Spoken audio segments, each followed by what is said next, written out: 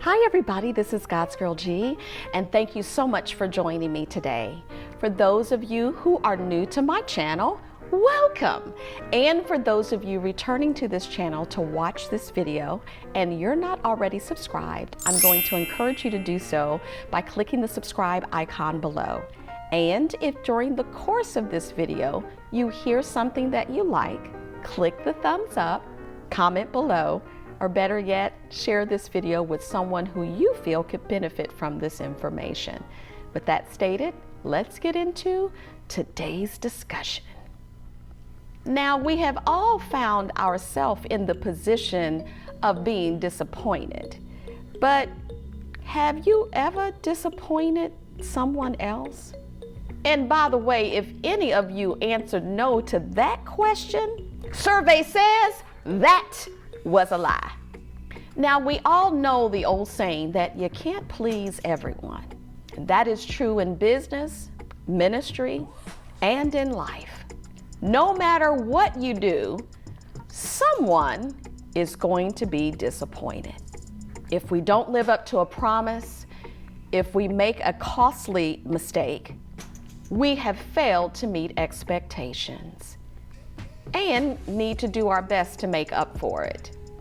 But often, when we've done everything right and with the best intentions, still there's going to be someone whose expectations are not met and they're, quite frankly, unhappy with us.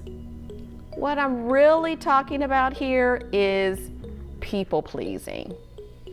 There was a song that came out many years ago that said, "You can't please everyone, so you gotta please yourself." And although the first part of that song phrase is true, that last part is not the final answer. Trying to please yourself isn't any better than trying to please other people.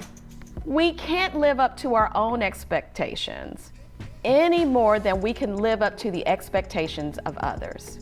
Quite simply, the goal is not to please yourself, but to please God. So sometimes disappointing people is well justified. To illustrate this point, I want to use some examples from the life of Jesus. I find it interesting that Jesus, who lived a perfect and sinless life, managed to disappoint an awful lot of people. Mary and Martha were disappointed that Jesus did not arrive in time to heal Lazarus. The Jewish leaders were disappointed that he did not point an accusatory finger at an adulterous woman.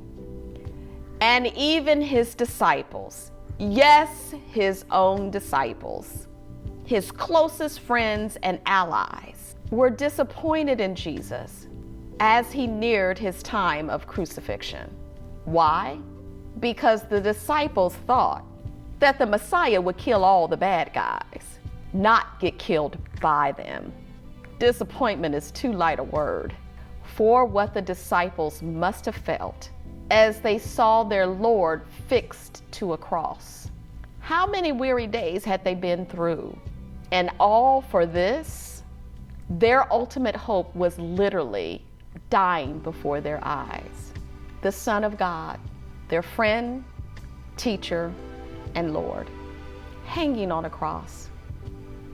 They were sorely disappointed, but they lacked the full understanding of Jesus' purpose and calling. So how did Jesus deal with all of these disappointed people? And is there anything that we can learn about dealing with the disappointed people in our own lives? Today, I want to share 4 things Jesus did consistently in these situations that hopefully might help us today. First, he showed compassion and preserved relationships. I can only imagine the scene when first Martha and then Mary confronted Jesus. Their brother Lazarus had been dead for a couple of days, and they were convinced Jesus could have prevented his death. Martha, the more practical and direct sister, marched out to the edge of the city to meet Jesus and confront him.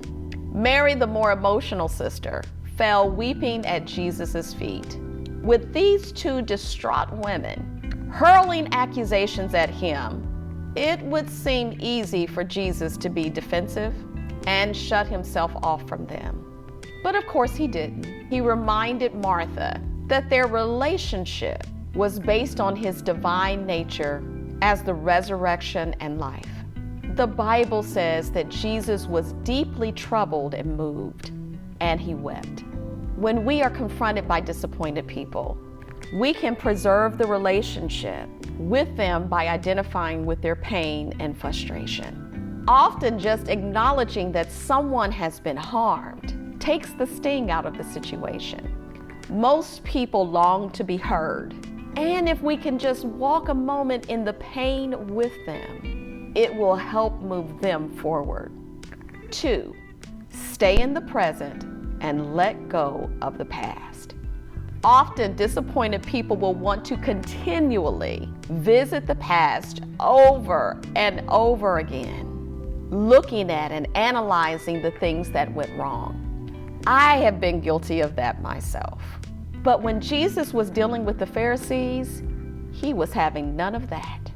When they brought him an adulterous woman and asked Jesus what should be done with her, Jesus did not dredge up all of the woman's past sins. He instead made a simple yet profound statement.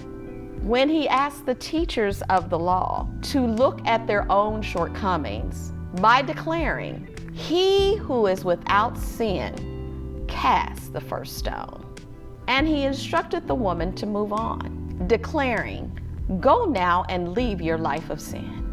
Now, while it may make someone feel better to continually reconstruct the past and pinpoint the exact moment that the offense occurred, it is neither helpful nor harmful to have that conversation over and over again. After there has been some acknowledgement, make a decision to focus on the present situation and specific actions that will help change things and produce more growth in them and you.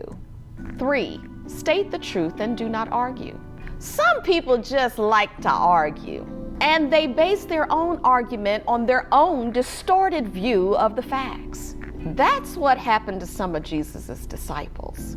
The resurrected Jesus met some unsuspecting followers on the road before they realized who he was. They began to express their disappointment in the Messiah who did not save himself.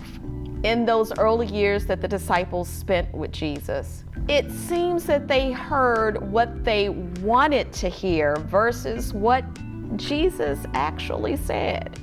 Jesus used this as a time of teaching. Luke 24:27 says, "Beginning with Moses and all the prophets, he explained to them what was said in all the scriptures concerning himself." He spoke truth to the situation and did not argue about how they may have misunderstood. Jesus understood that his greater purpose did not add up to the disciples' flawed expectations. Jesus was making an offering for his people, embodying the answer to their cries for salvation, not from the Philistines, but from sin. He was answering not only a national prayer, but a generational prayer from the beginning of time. I am so glad he did not let the distraction of disappointment deter him from his greater purpose. 4, be direct and deal openly. Jesus dealt with all 3 of those situations head on. He did not isolate himself from the disappointed people, hoping to avoid confrontation, or pull them off to a corner to handle things privately. He faced them directly, honestly, and publicly.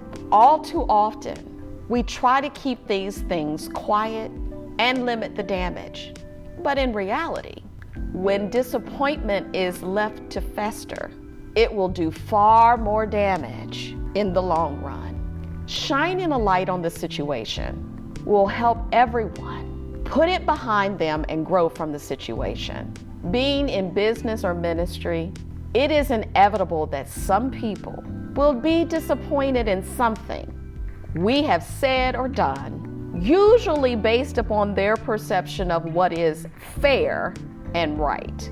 If we can deal with these things directly, just as Jesus did, show compassion, stay in the present, state the truth, people will feel that we've been fair with them and be less likely to let disappointment poison a working relationship or friendship. If there is one thing that we must learn and understand, is that we cannot please everyone. The desire to not disappoint can become an obsession if you let it. Eventually, many outgrow it. Others do not. The fantasy of being liked and approved by everyone is not realistic. Disappointing others is inevitable at times, especially if you are determined to please God. You will always fail someone, even when it's unintentional. It takes strength to remain true to not only yourself, but your calling as well. This is what we call integrity. So how can someone overcome people pleasing? It takes time, maturity, and above all, a deep understanding of your calling and purpose. Thanks so much for joining me today. And don't forget to subscribe, like, comment, and share. Bye.